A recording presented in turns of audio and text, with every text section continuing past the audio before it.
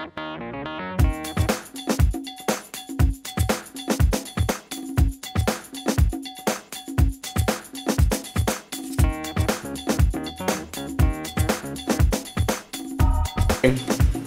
morning.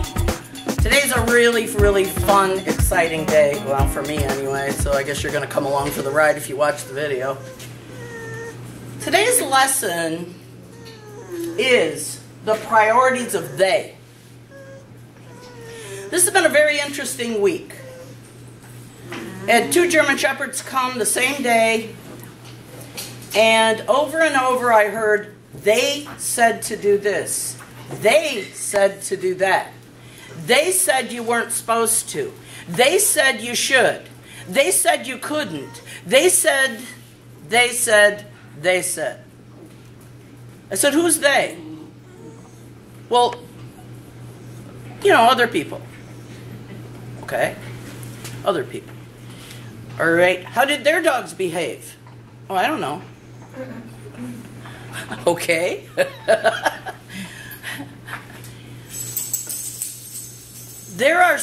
Our country is so full of experts. Anyone who gets paid to do something is an expert. No, a professional gets paid. It doesn't mean they're good. The experts have written a book. Big deal. The experts have an opinion. Who cares? Have you ever been to an expert who doesn't know one darn thing? Yeah. You don't agree with them? You wouldn't think of doing that? Yeah. Sadly, we have become in this country so impressed by they that we follow blindly and don't give a thought to ourselves or whether it's good for us or our family or our dog, whatever. In doing the service dogs, it has taken things up to another level. When we just train pet dogs, people would, in my class, I teach, there's 3 pieces to a well-behaved dog. Okay, I have a number of lists, but anyway. The breeder has to raise a good dog. The dog won't fail if it has the right information. And then there's how the dog is handled. Now, if the dog is handled correctly and it's a good sound dog and it's an appropriate dog for the job, you won't fail. Unfortunately, people want magic and they'll go to a trainer who either condones what they're doing, who has bad information that they've gotten from somebody else, who really doesn't care, and many of them just want money. All right. I get really irritated because many people will go to nicer people and then after about 3 trainers they come here and they get the dog fixed. All right. I don't know why. I'm very nice to dogs, but I'm very hard on people, so it's kind of tough. But when they get here, they're very often really desperate to have a dog trained. And that's very common. I'm used to it. Now this week has been really, oh my gosh, it's just been like heaven for me as a dog trainer. By training the service dogs and having Stephen post these wonderful videos, we're getting a lot of people who are getting their eyes opened and they're questioning. So we're going to move over, talk about a couple dogs, and then we'll get started here. Over here, we have a really unique situation today. We've got this whole German Shepherd row here. Every one of these dogs started out as a German Shepherd puppy. Every one of them. Now, there's a number of dogs in here that either are rescue or were close to rescue, and the people were having trouble with them. Every one of them. I haven't raised any of these dogs. Now, do you think that when the people got these dogs, their priority was a dog that fought with other dogs? Do Do you think their priority was that the dog jumped all over them, ran out the door, chased cars, was rude to their company, fought with other dogs, chased the cat? Do you think those are priorities? How come they did them? They were allowed. So first of all, in different degrees, everybody kind of did what they said. Give them freedom. Play with them. Let them have fun. You can't limit them. That's cruel. Take them to the dog park. Why, taking them to the dog park is why Asher's here. Asher's a little over 3 years old. Hi, boy. Come here. See his head kinked? That's because at 5 months old, when they got him from the kennel, they got him from a really good breeder.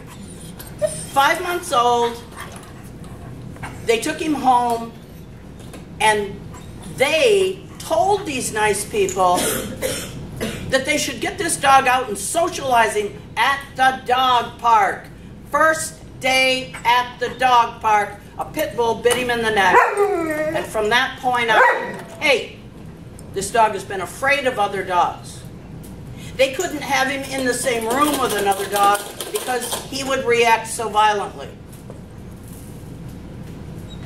So for 3 years, these nice people, these people who went out and paid really good money for a gorgeous dog, have suffered with a dog that ran outdoors. Well, they weren't stupid people, so they decided to take him to a class. A class that you fed him a lot of food. They didn't really deal with his fear. Hi, boy. He was so hyper and wired, you should have seen him come in with him. Really ugly. He was so fearful, all he would do was bark. Couldn't get him to quit barking. So they took him to another class. And another class.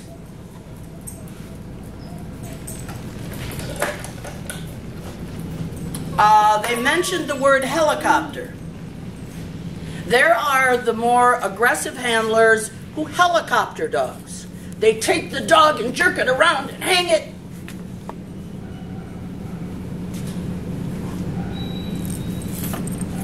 This man's a veteran who became a police officer.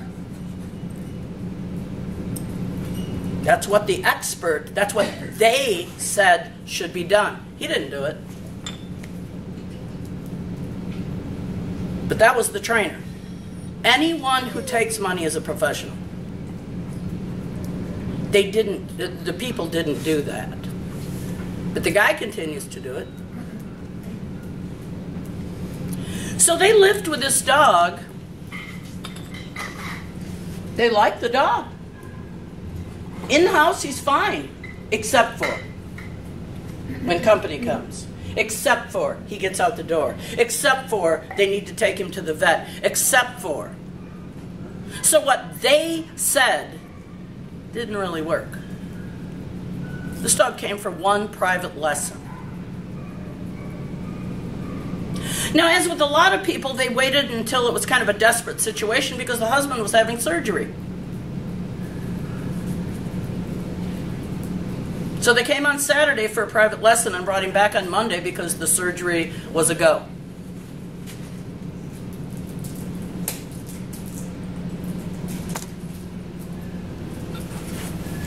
This dog over here, Kona. Hi, you. 10 months old. Big boy. Beautiful dog. The woman who owns him is a 100% disabled veteran. She's tried to raise the dog herself. She's actually not done a bad job of raising a puppy that's calm because she physically cannot go out and play with him. So her priority was this dog was calm. That's great. But because of some of the challenges she lives with, she wasn't able to let the dog know when he was supposed to react and when he wasn't. Because of her limitations, she couldn't teach the dog what to do. I was contacted about this dog last week. She wanted to give him up. What are you going to do if you can't physically handle the dog? I said, you don't need to give that dog up. You need to train him. Now, she's really missing this dog. She's called me a couple of times. So the dog teaches us to depend on them. He's a young dog. He's been more active in that kennel and moving around, so he's kind of bumped his leg, but he's fine. He just took more exercise than he's used to. He's never been socialized. He doesn't know what it's like to go out into the community calmly. How would this work as a service dog? Wouldn't. Will be. That is one heck of a dog. Hey, Kona, what do you think? You settle. I've actually already, this is Thursday, they both came on Monday. I actually have been using Kona to calm Asher down. Kona is serving as a service dog for Asher right now. Asher will learn to step up and be a wonderful companion / service dog. Anytime there's trauma in a family, you've got need for emotional support. And now we have McNally. She was raised to have lots of fun. Dog parks, have a good time, play, play, play, play, play. Problem with it is she got to be 9 months old, the play wasn't so cute in the house anymore. The kids were hiding in the bedroom every time she was loose. Well, why? Because she jumped on their heads. But they said the dog needed lots of play. They said you use food and lead her around. She got full and away she went. She didn't care about their silly food. She cared about security. Now, her biggest problem is she wants Julia next to her all the time. Good girl. When she figured out she had a person that thought something of her, she doesn't want to lose that person. Hey, you are fine. She's ready to begin her education. Hi, Kona. Good dog. Oh, I just lost Wiley. I'll tell you what, that one came in. Ooh. I said he escaped. He ran away. Oh, Eddie. Eddie's my dog. She was from Hey.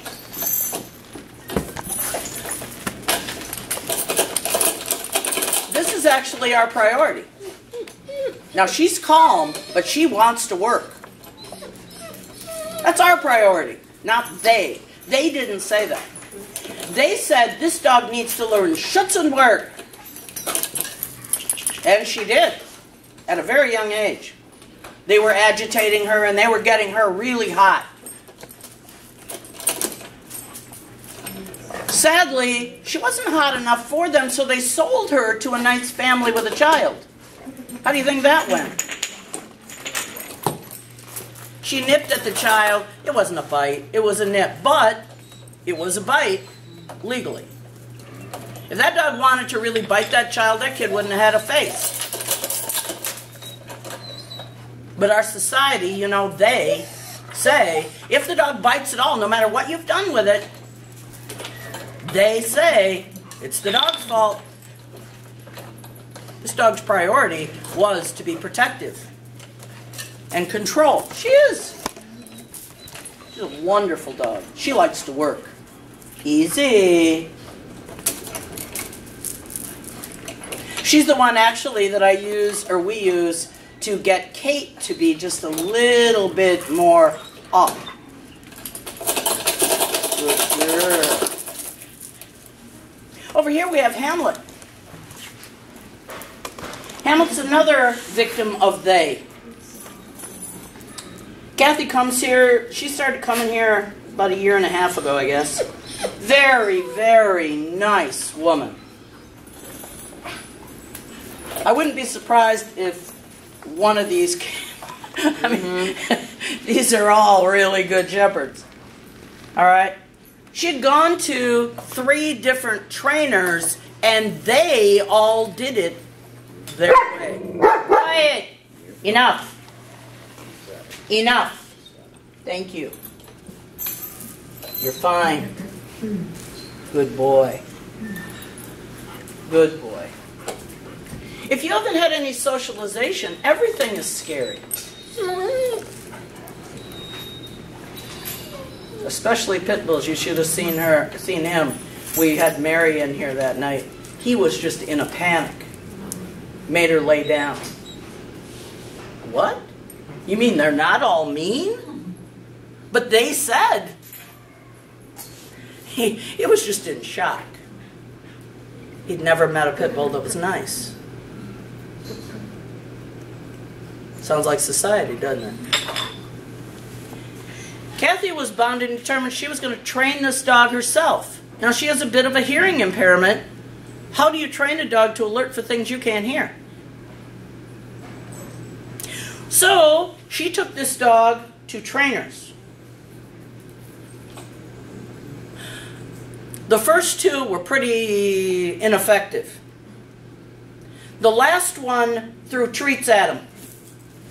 He didn't want their treats. He wanted to get the other dogs. She said, "What do you do?" "Oh, you find better treats." He didn't care about the treats. So what do you do in your neighborhood when your dog is running out the door? It weighs 100 pounds, or not quite. He's probably 80.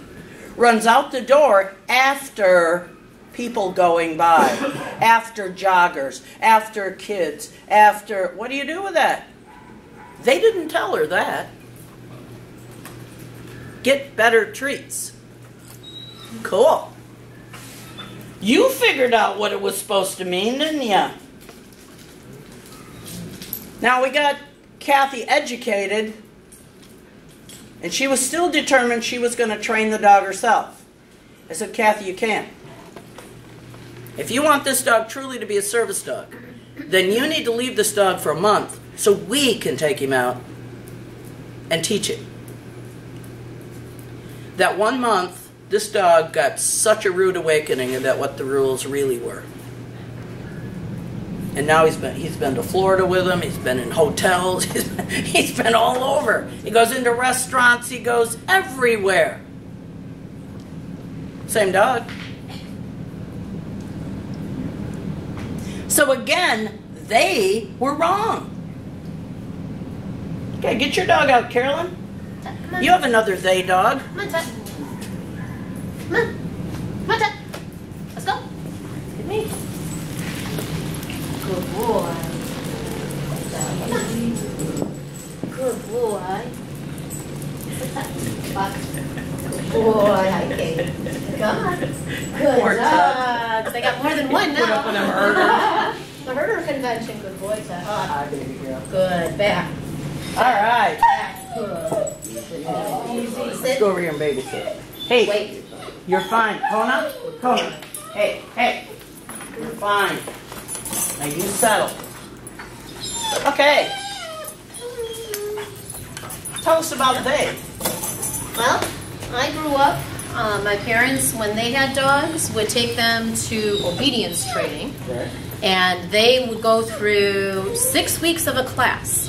And after that, they could sit down and they had an obedient dog, and that was it. Never went back to another class, lived with the dogs the rest of their life just that way. So I had very little information myself on how a dog really should be. Oh, heck no. They bark all the time, and oh, they think that's wonderful. They just bark and bark and bark. Oh no, they think that's funny. Oh, they think that's fine. I think it's funny, yeah. They're the kind of people that put that on their camera and then shows everyone else and go, hey, this is really funny. I read some different books on dog training and dog tricks, and I have friends that would tell me you should do this, and other ones that said, oh no, you need to do that, and oh, he's just fine. If you just keep him at home and away from everything, you won't have a problem. Well, that doesn't work at all either. And so because of that, I ended up with a dog that was out of control in our house, very aggressive, would chase my daughter down in the yard, bit my husband, would go after other dogs, chase the cats, tried to go after the chickens, ran the horses back and forth in the pasture, was completely nuts, would tear up our furniture, just had no manners. And it got to the point that he bit my husband, injured his hand, and at that point it was really obvious that this dog was completely out of control and we either needed help or this dog needed to be put down. And I'm so glad that I've come here and been able to learn how to condition him and to train him and to work with him, to give him jobs that make sense to him, to communicate with him so that he has purpose in our house. He's a useful dog to have around, that he's safe, that he's protective of our property, but under control and manageable, that I can turn him on and that I can turn him off, that he is just respectful of everyone that comes in, that he listens, and it's just a world of difference, a night and day dog. To have seen him before and to see him now, it's really difficult for people that didn't know him before to really understand how far he's come. Would you say, okay, we say over and over, the dog is the reflection of the lifestyle it lives. Is that correct? That is. Would it be just as true that the dog is the reflection of our priorities? Mm-hmm. It really doesn't make one bit of difference what the instructor's priorities are. We've watched Julie and Otis for a while.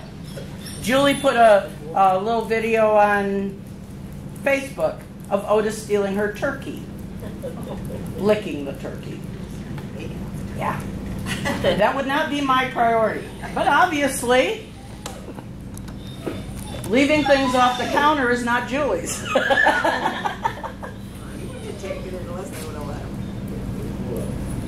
He's still a drooly Great Dane standing over a turkey. No, I want to come to your house. So it's fine, okay? Because we can't judge other people's priorities.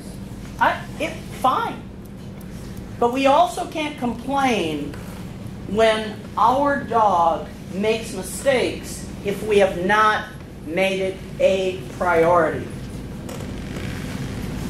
Now, since we've started really focusing on training some service dogs, it's been very interesting because Hamlet is a service dog.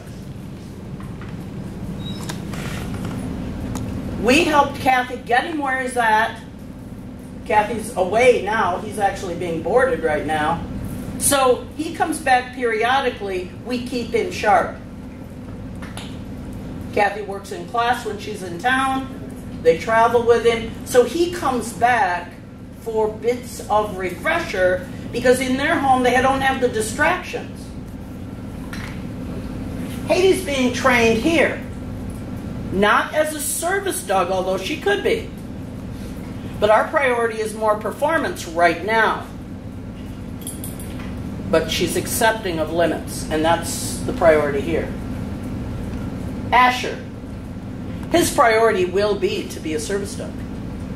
But they didn't know how to get him there.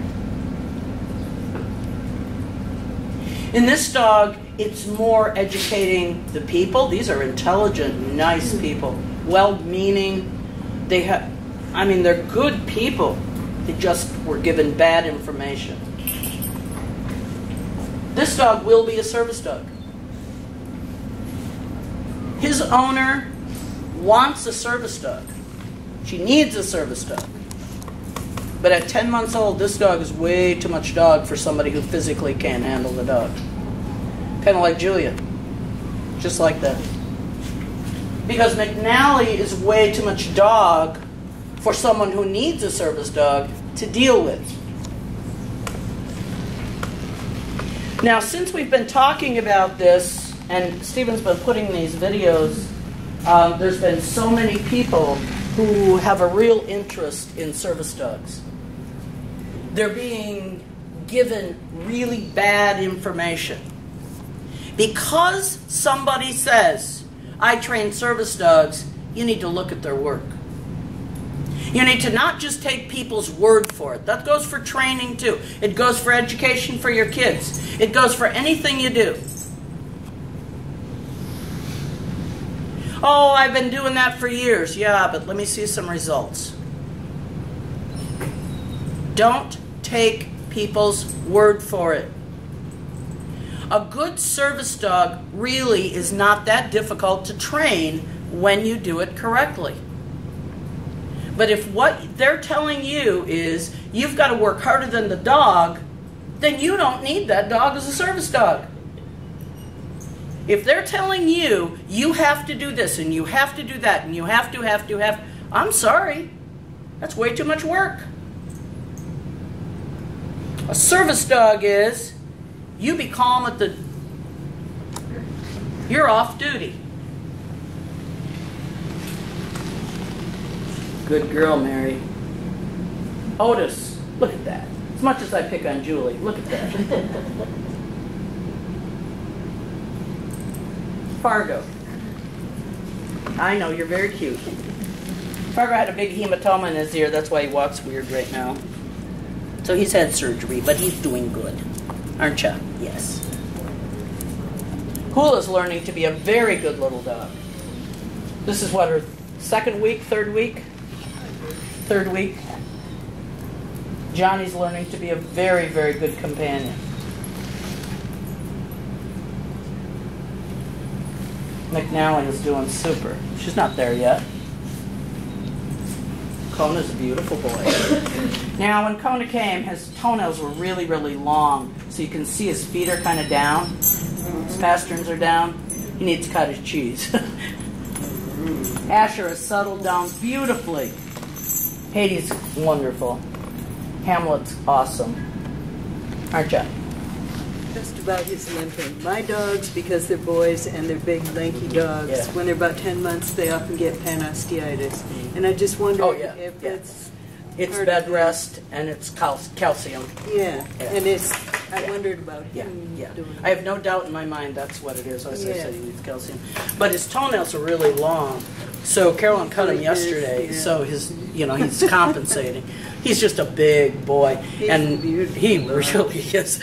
Why, the quality of shepherds here is just fantastic. There's not one here that is not a real quality dog. McNally came from a pet store, so she's not got the pedigree that those other ones do. But believe me, those are... Good shepherds don't come cheap. But they're only as good as the way they're raised. So in looking for a service dog, don't sell yourself short. Look for quality, not quantity. Anybody that's training hundreds of dogs at a time is not focusing on one. Make sure that when you're thinking about a service dog, they're training that dog for you, not just a certain... We train all of our service dogs to turn on lights. I don't want a dog jumping on my wall. I want a dog that's calm and non-aggressive. I want a dog that is not pulling towards other people.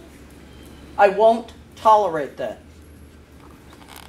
I can't have a dog that all it wants to do is play or is so focused on food that it doesn't unfocus from food.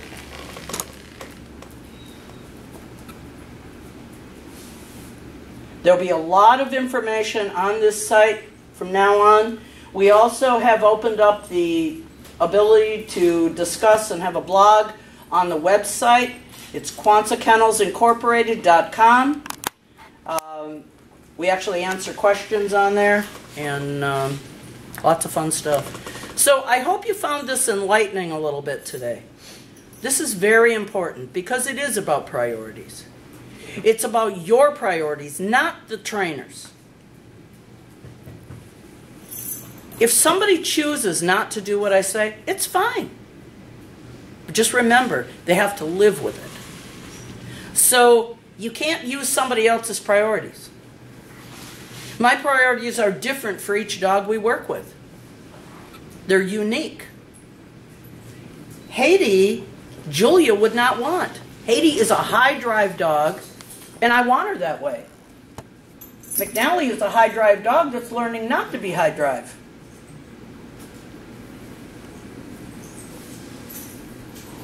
Good girl.